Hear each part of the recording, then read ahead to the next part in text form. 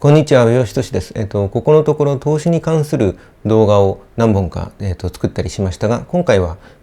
純粋に絵に関する話です。僕にとってはなんかものすごく大きな大発見だったんで、ついテンションが上がってこうして動画を撮ろうと思ってしまったんですけど、もしかしたら僕ぐらいの年代の人には、ちょっと刺さる話かもしれないなと思って撮ってみます。これ絵描きあるあるだと思うんですけど、こう人間を例えば、分かりやすいのは正面なんですけど、正面からこう人間描くじゃないですか。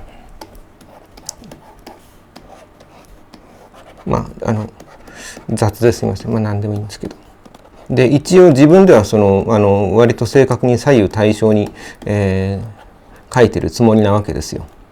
こんなもんかな。でですね、これが一応自分の中で、ざっくりと描いた、左右対称な、絵なわけですけど、絵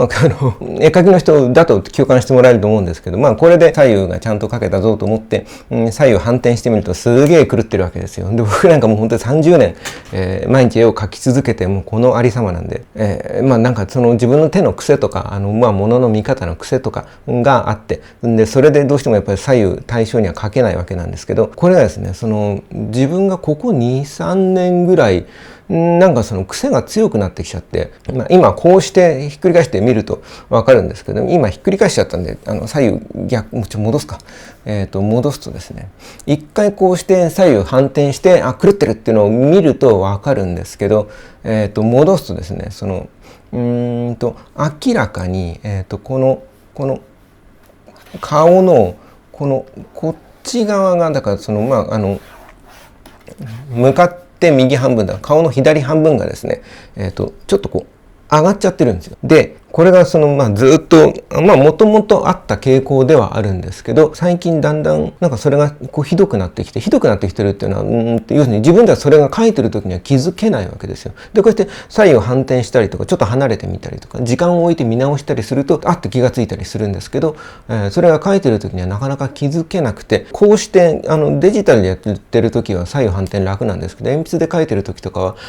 こう裏返しに光にこう透かしてみたりとか、あるいは鏡を使ったりとかしないと分かんなくて、なかなか手間でですね。で、これがじゃあ直せばいいのかっていうと、単純にそうでもなくて、これを左右反転させて、狂ってると思って、こう直していくとですね。で、直していくと、要するに自分の見方が狂ってるから、その狂ってる、歪んでいる見方に従って、この左右の、狂いを直して元に戻すと、また逆向きに狂ってるわけですよ。なので、これいくらやってもキリがなくなっちゃったりして、どうしたもんかと思って、ずっと悩んでいたわけです。で、それは昔からあったんだけど、やっぱここ2、3年、なんかその癖の傾向が強くなってきていて、なんか画面の顔で言ったら左半分がちょっと上にずれるなとか、ちょっと大きめに描いちゃうなとか、だから向かって右側の目だから左目ですね。だから右目よりも左目の方を正面から描いてるのにちょっと大きめに描いちゃうとか、そういう傾向があって、で、確か同じことを絵描き系の YouTuber だと今一番多分有名な方ですけど、斉藤直樹さんが確か自分の動画の中で、同じようなことを言っていて、で、斉藤さんは自分自身の考えとしては、自分自身の骨格を見た時に自分も少し右上がりって言ったかな、左上がりって言ったかな、ちょっと自分の絵と同じ方向が上がっているんで、やっぱり自分のこの身体感覚に従って描いてるんで、それでずれるんだろうみたいなことで、斉藤さんはデジタルの中で細かく左右反転して修正しながら描く、もう修正することが描くことの一部になっているみたいな感じで直しながら描いていくというスタイルで、何か折り合いをつけているというかでしたね。で、僕自身もそうやって描いてるんですけど、僕の場合何かこれを気にし始めちゃうと、左右が正確に、バランスが取れて描けている頃には、例えば表情が死んでしまっていたりとか、画面のキャラクターの動きがおとなしくなっちゃってたりとか、することで、絵としての魅力が落ちちゃうことがよくあって、なのでどこまで修正していいもんかとか、あるいはこの修正しないで、いいぐらいにバランスよく書けるようにはならないもんかと思っていたんですけど、なかなかなかなかっていうかもう30年ですよ、治らなくてですね、諦めつつだったんですけど、諦めつつで言ったんだけど、ちょっと何度も繰り返しちゃうけど、ここ 2,3 年でなんか悪化してきてる感じがして、どうしたもんかと思ったんですけど、それがだから原因が、ついこの間判明しまして、というか多分これだっていうのが分かりまして、で、こういうことかと思ったんで、ちょっとそれを共有しようって話ですね。で、これ原因が何だったのかっていうと、よくある話ではあるんですけど、もう純粋に姿勢が悪くなってきていたということです。今、さっきこの後ろ向きで書いてる時に、こんな感じの姿勢で僕書いてたと思うんですけど、この時点ですでに、肘ついて背中を丸めて体重をこっちにかけてるから、左に寄ってるわけですよ。なので、絵の真正面からじゃなくて、このぐらいの角度から書いちゃってるわけですよ。と、こっち向きに、要するに、こっち側が遠い、これ伝わるかなこっち側が自分の、目線からに対して遠いじゃないですか。とちっちゃく見えるじゃないですか。遠くなってる分。なので、それを頭の中でこのパースに従ってもちろん補正しながら書いてはいるんだけど、それでも補正しきれなくて、あるいはもともともっと背筋を伸ばして書いていた頃のバランスが、染みついているせいで補正しきれなくて、で今これ左右反転した状態かな。しまった。じゃあこっちですね。こっち側を、そのパースがついてちっちゃくなっている分大きく書いちゃっていて、で遠くに行っちゃってるんで、それを補正するために、ちょっと上にずれていくみたいな、ちょっとこの水平がちょっとこうずれるような、わかるかな、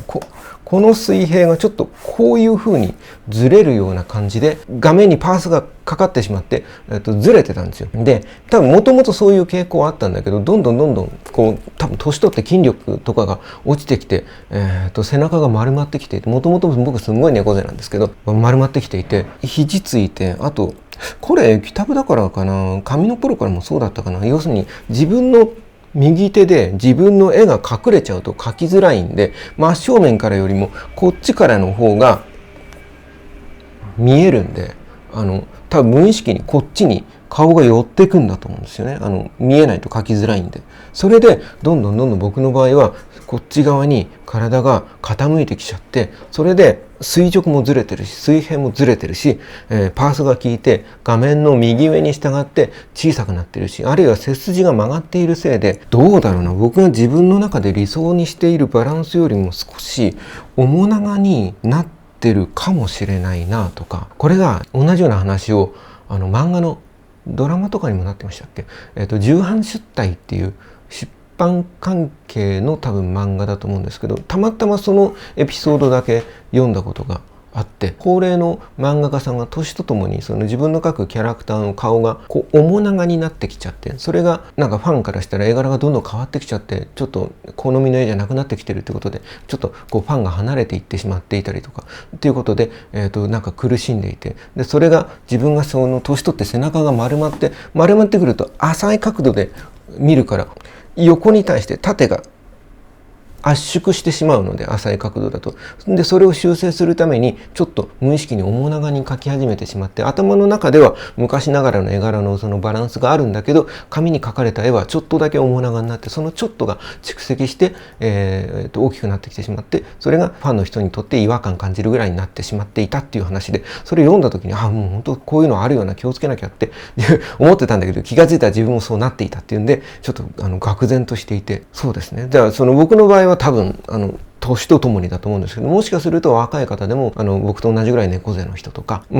そうですね、その漫画家の人なんでしょう、そのみんな10羽一っからげの人なんですけど、絵描きはおおむね運動不足じゃないかっていう、僕の中でこれ偏見かな、結構自転車とかバリバリ乗ってる人もいますしね。だけど僕みたいに運動不足の人もいっぱいいるでしょうし、でそういう人とか筋力が落ちていくに従ってちょっとね体幹がしっかりしてなくなってくると、背筋が曲がったり、さっき僕みたいにちょっと左にかしいでしまったりして、絵柄くるんじゃないかと思って、確かにこの角度から見ると水平がぴったり合ってる、騙し絵みたい、トリックアートみたいですよ。この角度から見ると合ってんですよ。ちょっと今線修正の線を入れちゃったけど、ここが最初に引いた線で、頭がちょっと右側の方がボリュームが大きいんですよ。だけどこれがこの角度から見ると割と合ってる感じなんですよ。それがやっぱり正面から見て、そうこの角度とかから見ても違和感が少ないんですよ。だけどぴったり真上から見ると確かにこっち側がボリュームが大きすぎるし、右目に対して左目が上がってるし、口も右に対して左の口の端が上がってるんですよ。だからこれきっとちょっと待って、この直す前の線をベースにすると、これは多分この平行歪みツールで縦にキュキュキュキュキュキュキュキュキュキュって下ろすと、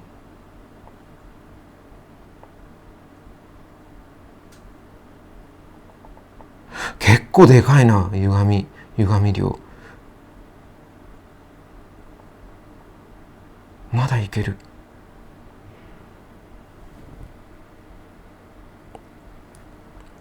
このぐらい結構な角度ですよ、これ。これで例えば左右反転すると、やっぱ癖はあるんだけど、最初よりも今度でもこの肩が少し下がってんな。なんか細かい、肩は顔よりも近いから、狂いの量が小さいからだ。だから距離によっても狂いの量が違うんだ。そしてもちろん右手で書いてるんで、こっち側のこういうカーブの方がこういうカーブよりも書きやすいんですよね。なので当然その自分の手のストロークの動かし方なんかにもあるんですけど、でもこんだけ狂っていて、で左右のバランスをきちんと取れてないんじゃなくて、もちろんそれもあるんだけど、この自分だったらこういう斜めの角度から見てるせいで、斜めの気持ち悪いパースが絵にかかってしまっている。でそれを頭で補正しきれない。要するに年とともに角度がきつくなっていったりするときに、若い頃のバランスで例えばそのパースを補正していて、補正の方が自分のこの角度がずれていく方にスピードに追いついてないっていう感じですね。これでも愕然愕然としております。もう過去3年分の絵をどれも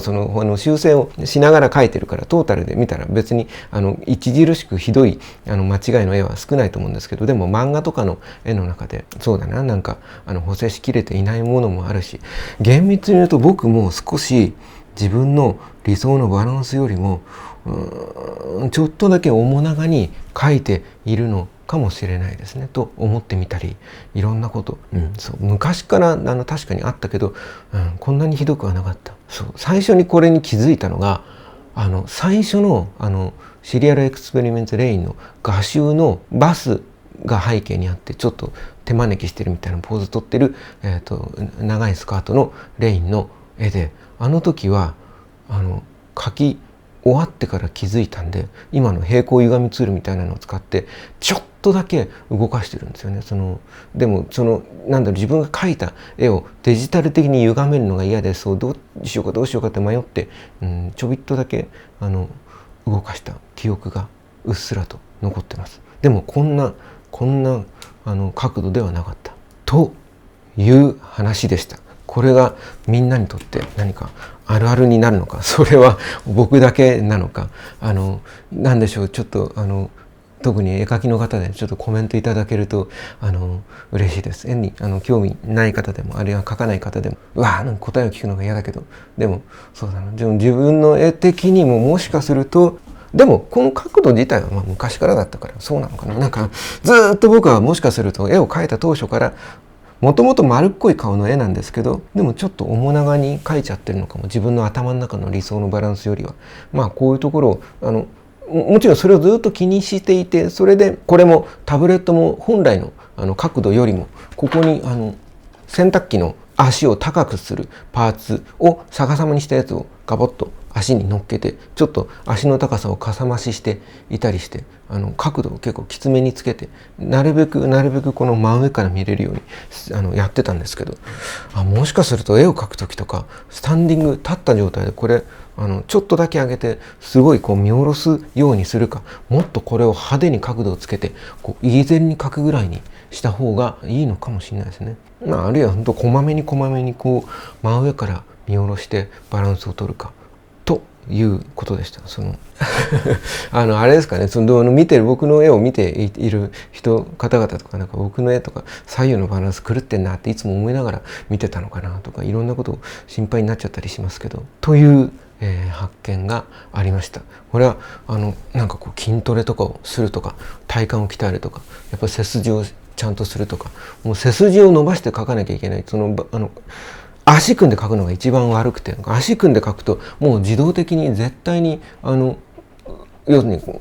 腰が水平を保てなくなるんで、背骨がそれを補正するために自動的に正しい角度にしようと思うと背骨が曲がってるみたいな状態になるんで、足組んで描くのだけはもう絶対に良くなくて。それは僕が美大に行ったんですけど、その予備校に通った頃から割と予備校の先生に言われて、足組んで書いてると棒とかでピシッてやられたりしてね最初僕足組んで書く癖があったんですよ。これも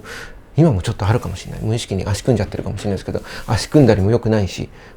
気をつけないといけないです。そうですね、なんかこうご同業の方からもちょっとなんか意見とかコメントいただけると嬉しいです。絵が描く趣味の全然趣味で絵を描いてる人でもいいですし。最後に、ちょっと喋りっぱなしだった気がしたんで、要点をまとめておきます。僕は絵を描き始めて30年経ちますけど、未だに描いた絵を左右反転するとデッサンが狂ってるのに気づいてわーってなったりしていました。で、それが原因が僕はずっと自分のこの描き方の癖みたいなものが原因だと思ってたんですけど、もちろんそれも原因だったんですけど、一番の原因は自分の姿勢が崩れてきていることにありました。で、自分の姿勢がどう崩れていたのかっていうと、こう肘をついて、体がこのまっすぐからちょっと斜めに体が傾いてしまっていて、でそのせいで、自分の絵を斜めから見ているせいで絵に変なパースがかかった状態で見ていて、そのせいで水平や垂直が狂ったり、あるいはその目線から遠いところが小さく見えて、それを頭の中でうまく補正できなくて、遠くにあるこの画面で言うと自分の目から離れている右上の方に行くに従ってちょっと物を大きく変えたり、あるいはそれが上にちょっとずれていってしまったりしていました。なので修正の方法としては、原因は僕が体が傾いちゃってる原因はもちろん自分の姿勢が悪くなっているっていうことと、あと自分の、右手で自分の絵が隠れちゃうのが嫌で、それで、ついつい体とか頭を、左に傾けちゃってたんですけど、やっぱり絵を描くときには、できるだけ背筋を伸ばして、で自分が描きたいもののちょうど真上に自分の頭が来るように意識していないと、誰でもそうだと思うんですけど、こういう斜めの角度から例えばこの紙に水平と垂直を引いてくださいって言ったら、誰でもちょっとずれると思うんですよね。でそれがずれてるってことは、正しい水平の感覚や垂直の感覚がなくなってるってことで、その状態で例えば左右対称のもの、例えば正面から見た人間の顔みたいなものを描けるかって言ったら描けないし、それは正面の時は狂いが一番分かりやすいですけど、斜め向いてるものでもまっすぐ立ってる人でも走ってる、状態の人間でも何も描くにせよ、自分のこうだって思っている水平や垂直と、ずれた状態で描くことになるんで、結局デッサンが狂っていっちゃうわけです。なのでどんな時でも特に左右が大事で、絶対的に自分が描きたいもののちょうど真上に自分の頭が来るように意識していないと、無意識のうちにだんだん、形が狂っていっちゃうってことが起きるんだろうなと思います。で、僕の場合はできるだけこうやってタブレットに角度をつけて、この奥行きもできるだけすぼまる角度を小さくするようにしています。これも多分斜めからおかしな感じに歪んでいるのに比べたら、真正面だったら頭の中で補正するのもある程度やりやすいとは思うんですけど、でもやっぱり奥に行くに従ってこのすぼまった状態で描いていたりすると、自分が頭の中に思い描いているイメージと実際に紙の上に出力したものの間にズレが生じて、それは結果的に自分の絵柄の変な癖になって出てきてしまったり、描くことの中で何かストレスになってきたりするんで、極力そうですね、自分のイメージと紙の上に出力されるものの角度的な差みたいなものはなくしていく方がいいと思いますし、確実にそれで自分のその絵の狂いっていうのは直していけると思います。で、その上で左右に反転した時に狂いが出てるとしたら、それは完全に自分のその手癖とか根本的なものの自分のものの見方の問題なんで、だとするとそれはその練習によって補正していけると思うんですよ。だからこの姿勢が狂ってるせいで物が歪んじゃうみたいなものを極力ゼロに近づけていかないと、自分の絵の修正自体がやりづらくなっちゃうんですね。なので姿勢をちゃんと正して描きましょう。特に今回自分がすごく痛感したのは、自分が描きたいものの真上に自分の頭が来るように自分の姿勢をちゃんと正して描かないとやばいっていうことでした。ということです。ちょっとダラッとした喋り方になっちゃったんで、要点をまとめました。ということでした。どうもどうも。最後ちょびっとだけ雑談すると、相変わらず Zoom の、普通でピンマイクで音声を取っていて、で、ここに今 F3 っていう新しいもうちょっとでかいやつとベリンガーってメーカーの C2 っていうマイクをつけてステレオで撮っていて、どっちが音質がいいかをちょっと比べようとしていて、で1回目にテストした時はこっちはエアコンのノイズとかを的確に音をいっぱい拾えてるってことなんですけど、すごく拾っていて、さーっていうノイズがバックに入っちゃってて全然ダメで、今ここにそういうノイズをちょっとカットするみたいなモードがあるんで、それをオンにして、撮っています。でも結局のところこいつでピンマイクで撮るのが最強っていう気が、してきました。ちょっとこれ手放しちゃうか、なんか的確ないい使い方を発見、するまではちょっとなかなか使いどころが見つからないかもしれないです。ってなことでした。ありがとうございました。